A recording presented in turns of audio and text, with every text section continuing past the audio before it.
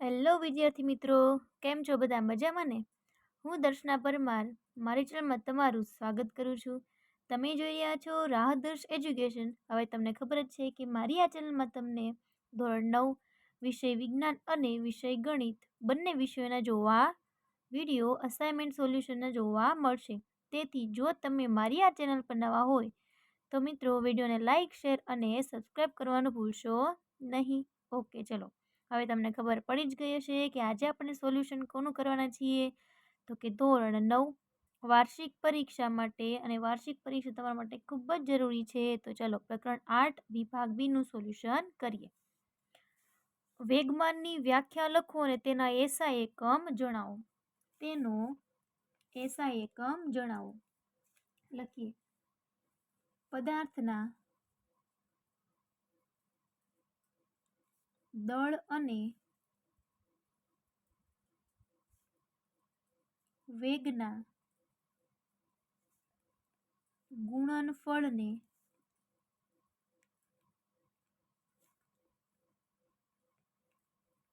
વેગમાન કહે છે. અને તેનો એસઆઈ એકમ જણાવો. તો કયો જોઈએ વેગમાન જે છે એનો એસઆઈ એકમ કયો છે? તો લખીએ કે વેગમાનનો મુદ્દા પાડીને વ્યવસ્થિત લખવાનું, એટલે સરસ મજાનું લખાય અને લાગે પણ સરસ. વેગમાનનો એસઆઈ એકમ કયો છે? વેગમાનનો એસઆઈ એકમ ખબર છે તમને? દળ ભાગ્યા વેગ. દળનો એકમ શું થશે? શું થાય કયો? ચલો મને કયો. દળનો એકમ શું થાય છે? કિલોગ્રામ. અને વેગ છે, વેગનો એકમ શું છે? મીટર પ્રતિ સેકન્ડ. બરાબર. અથવા તમે આમ પણ લખી શકો છો, કિલોગ્રામ મીટર સેકન્ડ ઇનવર્સ. આ બંને સાચું છે. બરાબર. એનો એસઆઈ એકમ છે. ઓકે, ચલો. એની પછીનો પ્રશ્ન નંબર 2 જોઈએ. બરાબર. એમાં જો શું કીધું છે આપણને કે નીચેના પૈકી કોનું જડત્વ વધુ છે? તો આ કોન્સેપ્ટ તમને ખબર હોવો જોઈએ કે કોનું જડત્વ વધારે હોય, કે જેનો દળ વધારે તેનું જડત્વ વધુ હોય છે. તો રબરનો દડો અને તેટલા જ પરિમાણવાળો પથ્થર, તો કોનું જડત્વ પહેલામાં વધુ હશે? તો કે પહેલામાં પથ્થર જે છે, બરાબર, એનું જડત્વ વધારે હશે. પછી બીજું છે સાયકલ અને ટ્રેન, તો કોનું દળ વધારે હશે? ટ્રેનનું, એટલે ટ્રેનનું જડત્વ વધારે હશે. એની પછી પદાર્થની પ્રવેગી ગતિ થવા માટે તેના બાહ્ય બળ, તેના પર પદાર્થની પ્રવેગી ગતિ થવા માટે તેના પર બાહ્ય બળ લાગવું જરૂરી છે. સમજાવો. ઓકે, શા માટે જરૂર છે હવે આપણે એ જોઈએ. ચલો. ન્યૂટનના ગતિના બીજા નિયમ મુજબ ન્યૂટનના ગતિના બીજા નિયમ મુજબ F બરાબર શું છે? તમને બધાને ખબર છે, એમ ગુણ્યા એ. જ્યાં એમ શું છે? જ્યાં એમ બરાબર દળ છે અને એ બરાબર શું છે? પ્રવેગ છે. શું છે? પ્રવેગ છે. બરાબર. જો પદાર્થ પર લાગતું પરિણામી બાહ્ય બળ શૂન્ય હોય, જો પદાર્થ પર લાગતું પરિણામી બાહ્ય બળ શૂન્ય હોય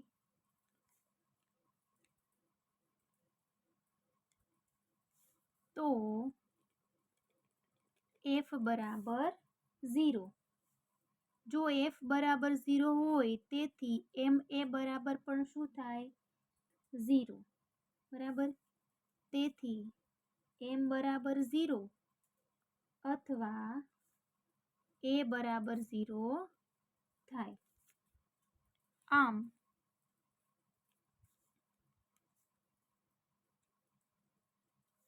પદાર્થ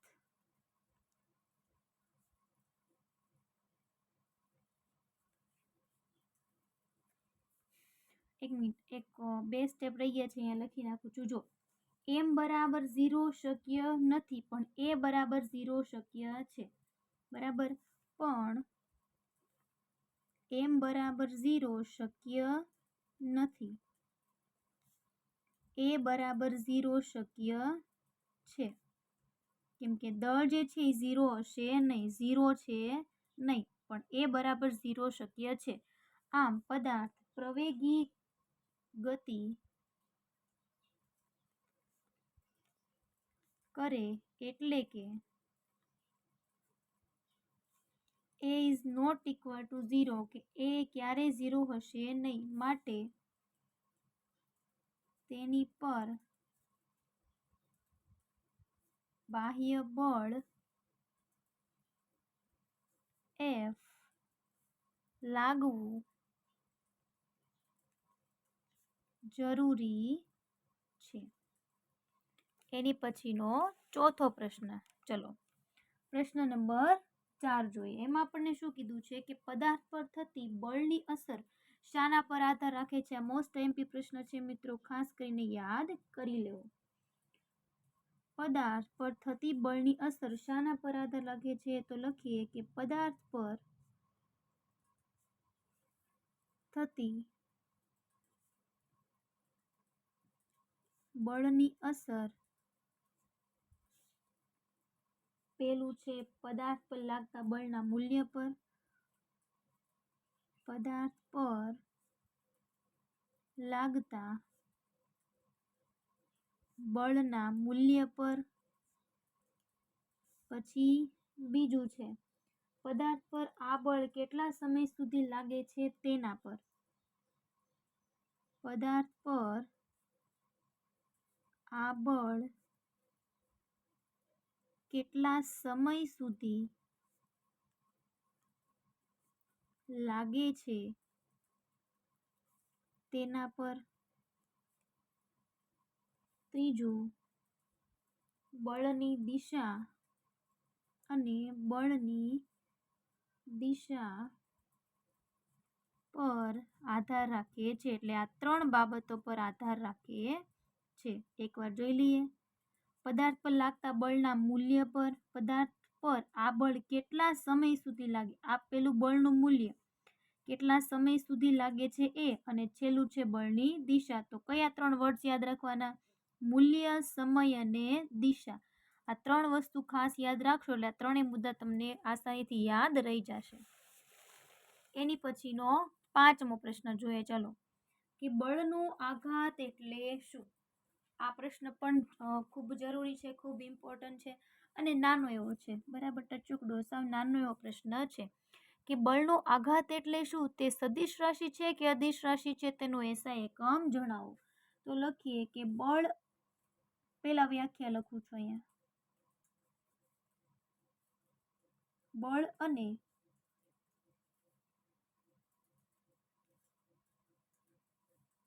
તે લાગતું હોય તે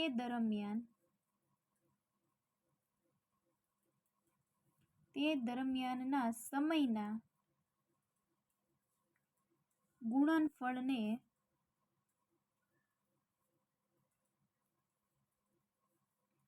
બળનો આઘાત કહે છે. હવે લખીએ તે સદિશ રાશિ છે કે અદિશ રાશિ છે? તો કે બળ જે છે, બળનો આઘાત જે છે એ સદિશ રાશિ છે. લખીએ કે બળનો આઘાત સદિશ રાશિ છે અને તેનો એસઆઈ એકમ કિલોગ્રામ મીટર સેકન્ડ ઇનવર્સ અથવા ન્યૂટન સેકન્ડ છે. બરાબર, અથવા ન્યૂટન સેકન્ડ પણ તમે કહી શકો છો. પછી એની પછીનો પ્રશ્ન છે એ જોઈએ. ચલો, કરાટેનો ખેલાડી કઈ રીતે એક જ ઝટકામાં બરફની પાટને તોડી નાખે છે? બરાબર, ધ્યાનથી પ્રશ્નને સમજો. ખૂબ જ સરળ પ્રશ્ન છે. બરાબર, અને આવડી જાય એવો છે. શું કીધું છે? કરાટેનો ખેલાડી કઈ રીતે એક જ ઝટકામાં બરફની પાટને, એટલે શું કરે છે, ખૂબ જ ઝડપથી ઓછા વેગથી એ હાથને એ બરફની પાટ છે એની ઉપર આવી રીતે મારે છે. એટલે શું થાય, વેગ સાવ ઓછો એટલે બળ વધારે લાગે, સીધું સીધું બરફની અ, પાટ ઉપર જાય. બરાબર, એટલા માટે એ તૂટી જાય છે. પણ એ આપણે એને વ્યવસ્થિત લખી દઈએ. કરાટેનો ખેલાડી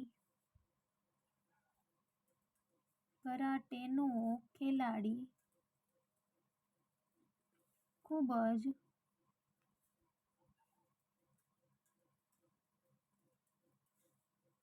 મોટા વેગથી, એટલે વધુ વેગથી, ઓછા નહીં હો, વધુ વેગથી ખૂબ જ ઓછા સમયમાં, વધુ વેગથી ખૂબ જ ઓછા સમયમાં, મારાથી ઓછો વેગ બોલાઈ ગયો છે, આવશે મોટા એટલે વધારે વેગથી, ઓછા સમયમાં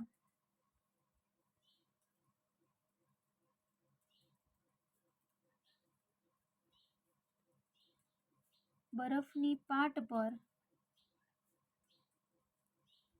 ઝટકો મારે છે,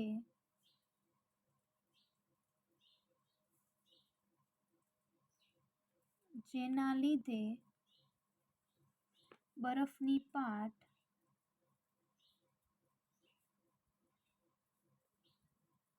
પર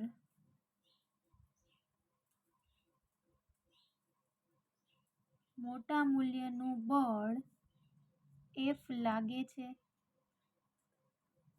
અને બરફની પાટ જે હોય શું થાય છે, તૂટી જાય છે, અને બરફની પાટ તૂટી જાય છે. આ સરસ મજાનું કારણ છે અને ખૂબ જ ઇમ્પોર્ટન્ટ છે, કરી લેજો. વૈજ્ઞાનિક કારણ આપો. વાહનોના ટાયરો ખરબચડા રાખવામાં આવે છે. ચલો એ પ્રશ્ન લખીએ હવે.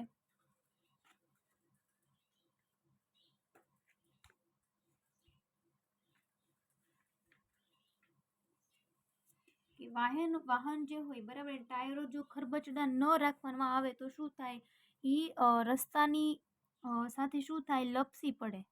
બરાબર, એટલા માટે જો વાહનોના ટાયરો ખરબચડા હોય તો એના ઉપર ઘર્ષણ લાગે અને વ્યવસ્થિત જે છે એ કોઈ પણ વાહન છે ચાલી શકે. આપણે ચપ્પલમાં પણ એવું હોય છે, જ્યારે તમે ચપ્પલનું તળિયું જોવો છો ને ત્યારે ઉપર એની પર કોઈ પણ ડિઝાઇન દોરેલી હોય છે. શા માટે ખબર છે તમને? કારણ કે એ જે ડિઝાઇન છે એના કારણે શું થાય, તો કે ખરબચડી સપાટી રહે અને એ જમીન સાથે ઘર્ષણ રહે. બરાબર, અને તમે લપસી ન જાઓ એટલા માટે. ઓકે, ચલો લખીએ આના માટે જવાબ કે વાહનના ટાયરોની ખરબચડી સપાટી ને લીધે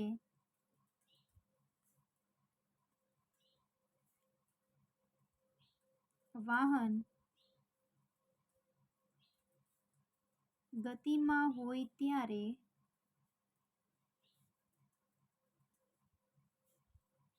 ટાયર અને જમીન વચ્ચે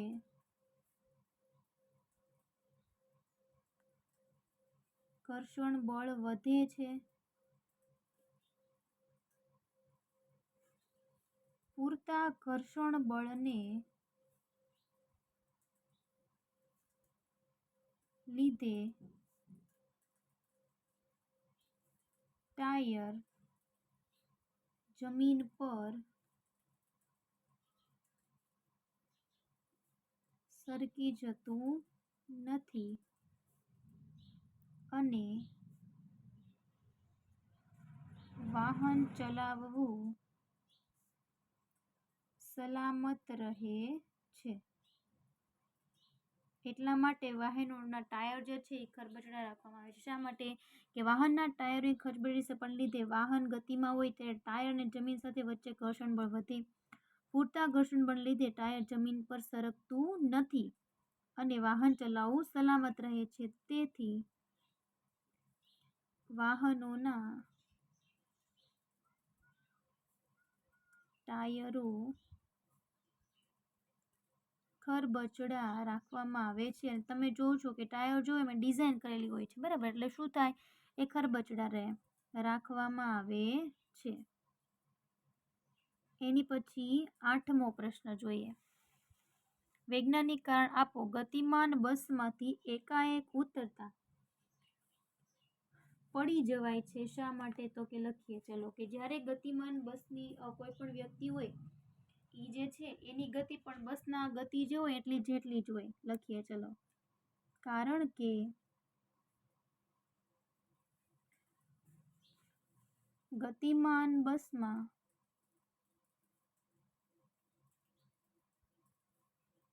વ્યક્તિની ગતિ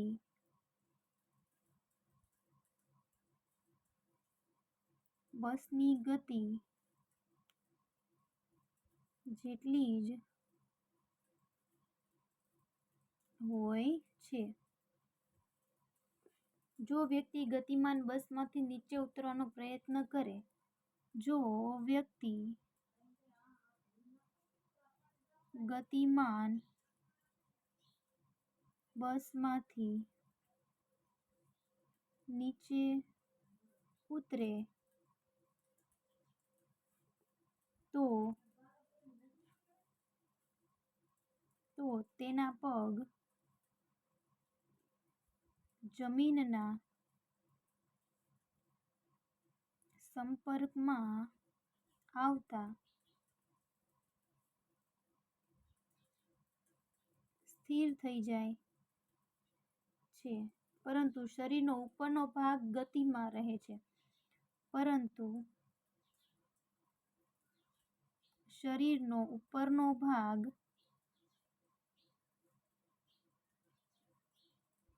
જડત્વને કારણે ગતિમાં રહે છે.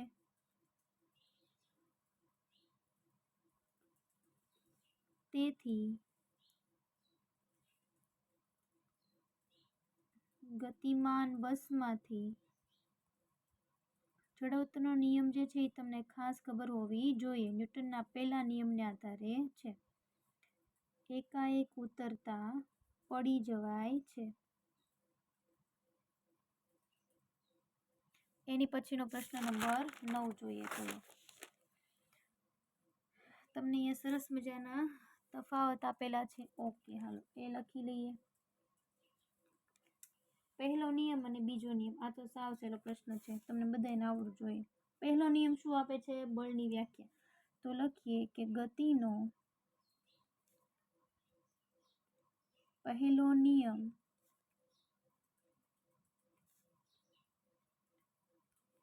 બળની વ્યાખ્યા આપે છે.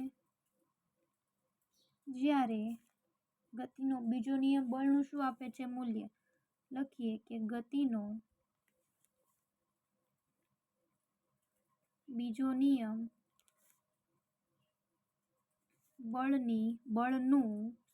બળનું મૂલ્ય આપે છે. એની પછી બીજો પ્રશ્ન. આ નિયમ પદાર્થનું જડત્વ સમજાવે છે. લખીએ કે ગતિનો પ્રથમ એટલે કે અથવા પહેલો નિયમ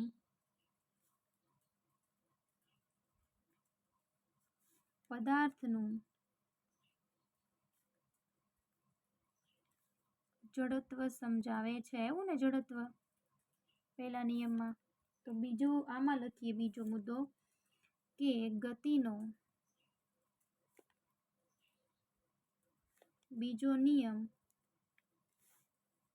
વેગમાનમાં થતો ફેરફારનો દર અને બળનો સંબંધ સમજાવે છે.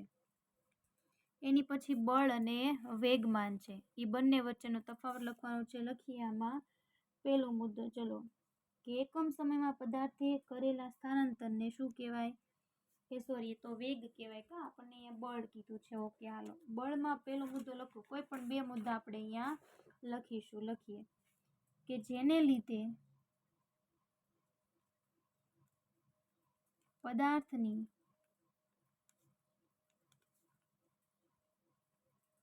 સ્થિર અવસ્થામાં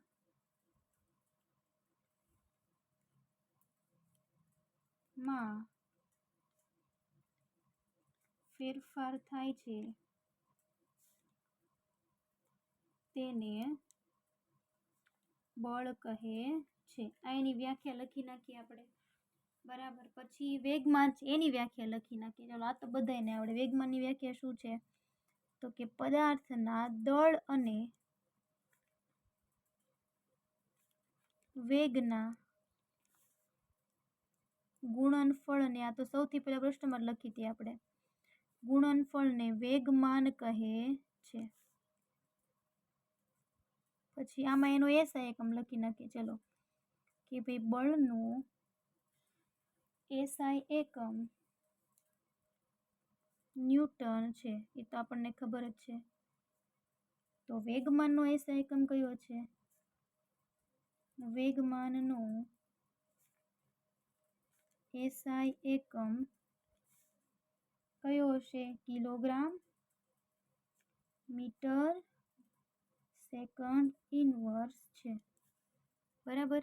ચલો, એની પછી 11મો પ્રશ્ન છે, સંતુલિત બળો અને અસંતુલિત બળો વિશે સમજાવો. કોને કહેવાય સંતુલિત બળ અને કોને કહેવાય અસંતુલિત બળ? ચલો, આ પ્રશ્નનો આપણો આ પ્રકરણનો આપણો છેલ્લો પ્રશ્ન છે. બરાબર. સંતુલિત બળ જે છે, હું પહેલા એ તમને આમને એમ સમજાવી દઉં કે કોને કહેવાય સંતુલિત બળ.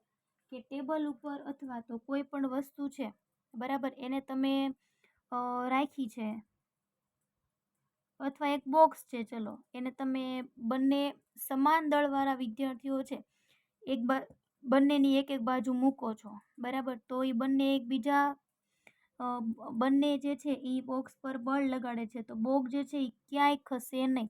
કેમ? તો કે બંનેનું બળ કેવું છે? બંને બાજુથી એક સરખું છે. બરાબર.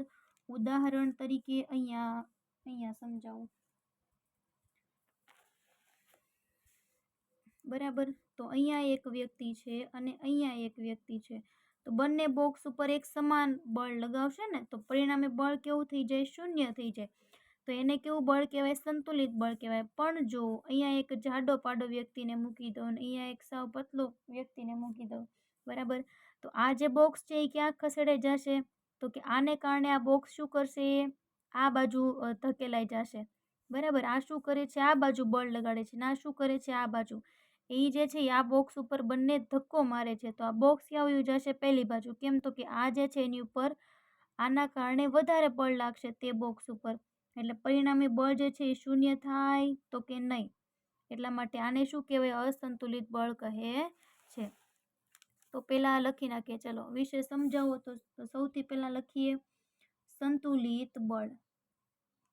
હવે એક વસ્તુ ખબર પડી. કઈ? તો કે સંતુલિત બળ જે છે ને એમાં પરિણામી બળ કેવું હોય? શૂન્ય હોય. કેવું હોય?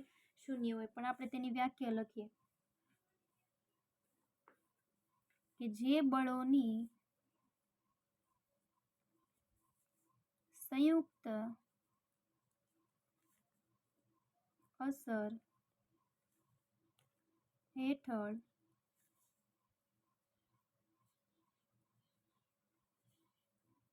પદાર્થની સ્થિર અથવા ગતિમાન અવસ્થામાં ફેરફાર થતો નથી. એટલે એ બોક્સ જે છે એ કોઈ બાજુ નહીં ખસે. એટલે કીધું છે કે ફેરફાર થતો નથી. તે બળોને સંતુલિત બળ કહે છે. અને બીજું એમાં આપણે શું લખી શકીએ? તો કે સંતુલિત બળમાં પરિણામી બળ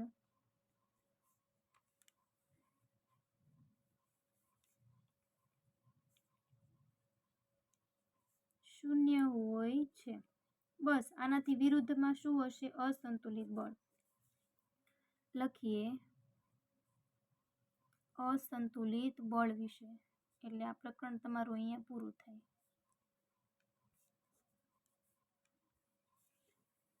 શું લખશો અસંતુલિત બળમાં? કે જે બળોની સંયુક્ત અસર હેઠળ પદાર્થની સ્થિર અથવા ગતિમાન અવસ્થામાં શું થાય? ફેરફાર થાય છે.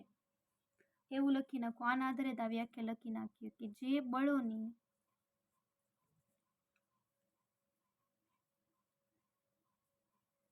અસર હેઠળ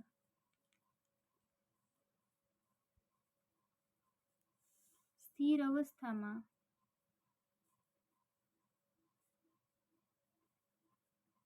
રહેલો પદાર્થ ગતિમાન અવસ્થામાં આવે. એટલે શું થાય? એક બાજુ ખસેડાઈ જાય ને બોક્સ. ગતિમાન અવસ્થામાં આવે.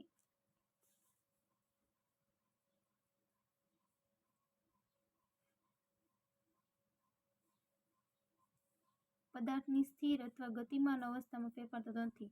અહીંયા શું લખ્યું? જે બળોની અસર હેઠળ સ્થિર અવસ્થામાં રહેલો પદાર્થ ગતિમાન અવસ્થામાં આવે છે અને પદાર્થના